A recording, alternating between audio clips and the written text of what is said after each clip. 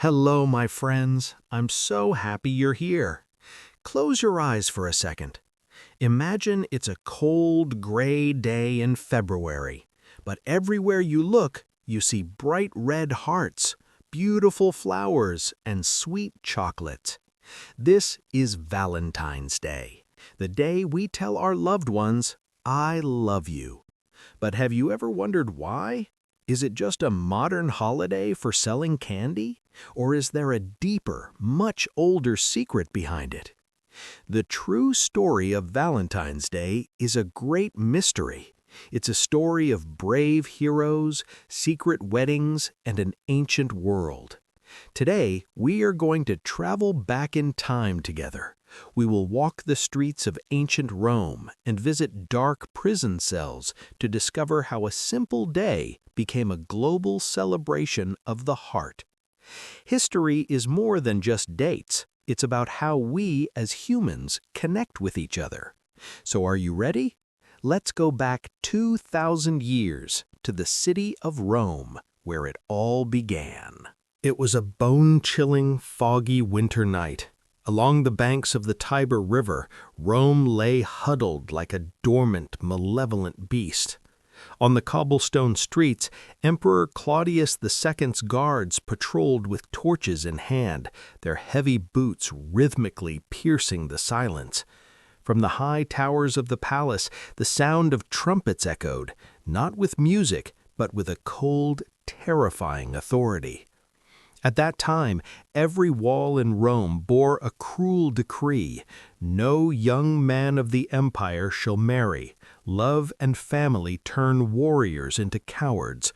A Roman soldier's only mistress is the battlefield.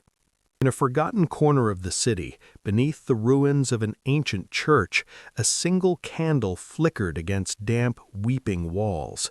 In that dim light stood a tall man with pace in his eyes and iron in his voice, Saint Valentine. Before him knelt a young couple, Marcus and Julia. Marcus was a soldier, a boy forced into a man's armor, scheduled to march to the frontier at dawn. Julia, his childhood sweetheart, clutched his hand as if letting go would mean her death. They knew that if caught, they would face the executioner's block, yet their hearts hungered for a blessing. "Marcus, Julia," Valentine whispered, his voice a mix of caution and compassion. "Do you realize this is treason? If the emperor finds out, the Tiber will run red with blood." Marcus looked up, his voice trembling but defiant. "Father, we know. The emperor may claim my body for his wars, but he cannot own my soul. We want to belong to each other before God, even if only for a night." The secret vows, a moment of risk. Valentine smiled, a sad, brave smile. He pulled a small, plain ring from his pocket. He knew that love was a fire no law could douse. As he began the ritual, the world outside faded. Above them, the street rumbled with the sound of horses and the harsh, drunken laughter of patrolling soldiers, mocking the weakness of love. Just as Valentine declared, "I pronounce you husband and wife," bang! The heavy wooden door above groaned under a massive blow. "Open up! By order of the emperor, open the door!" a commander roared from the darkness. Julia gasped, clinging to Valentine's robes. Marcus reached for his sword, his face flushed with furious desperation, but Valentine placed a steady hand on his shoulder. "Do not let anger guide you," he whispered. "Love is never truly defeated. Go through the secret tunnel behind the altar. I will handle them." Part 3. The Beginning of the End. Moments after the couple vanished into the shadows, the door splintered into pieces. A troop of armed legionnaires stormed in, led by the cruel centurion Fabius. Seeing Valentine's calm face in the torchlight, Fabius let out a spiteful, mocking laugh. "Valentine, you old fool," Fabius sneered. "You've broken the emperor's law for a couple of peasants? Let's see if your god can pick locks as well as you pick marriages." Valentine was bound in heavy chains and dragged through the streets. As they pulled him toward the dungeons, he looked up at the sky one last time. The moon was disappearing behind thick black clouds, a perfect omen for the dark future of Rome. From their windows, the citizens watched their beloved priest being hauled away in an iron cage. No one dared to speak, but their eyes were wet with sorrow, and their hearts burned with a silent, growing rebellion. The infamous Mamertine prison was a place where hope went to die. Deep underground, the sun was a myth. The air was thick with the stench of decay and the heavy sighs of the condemned.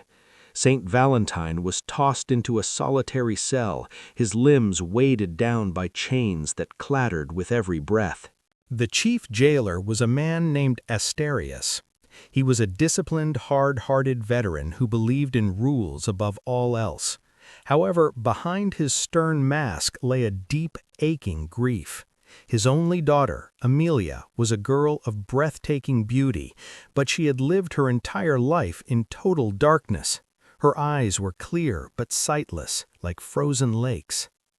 Asterius had heard rumors that Valentine was not just a priest, but a man of deep medicinal knowledge. One night, when the prison was eerily quiet, Asterius stood before Valentine's cell. "Valentine!" Asterius called out, his voice gravelly. Valentine opened his eyes, his gaze serene even in the filth. "Why does the master of the keys visit a man who has lost his?" Asterius hesitated, his pride battling his desperation. "They say you can heal the spirit, and perhaps the body. My daughter, she has never seen the sun. Can your God do anything for a child who lives in a grave?" From the next day, Amelia began visiting the prison with her father.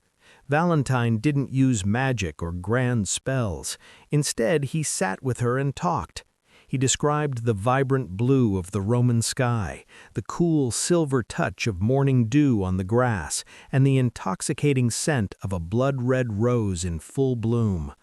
Amelia listened mesmerized. Before, she only knew the texture of darkness, but through Valentine's words, a world of color began to bloom in her mind. "Amelia," Valentine would say with a gentle chuckle, "the eyes can be deceived by what they see, but the heart never lies about what it feels. Love is the light that finds us even in the deepest cave." One evening, Valentine placed his hands over Amelia's eyes and prayed with a ferocity that shook his chains. He had been using his knowledge of herbs to prepare a special wash for her eyes, but it was his spirit that provided the spark. Suddenly, as the dim torchlight hit her face, Amelia gasped, her breath hitched in her throat. "Father, I see something! The flame! Is that what light looks like?" Slowly, her world of shadows dissolved.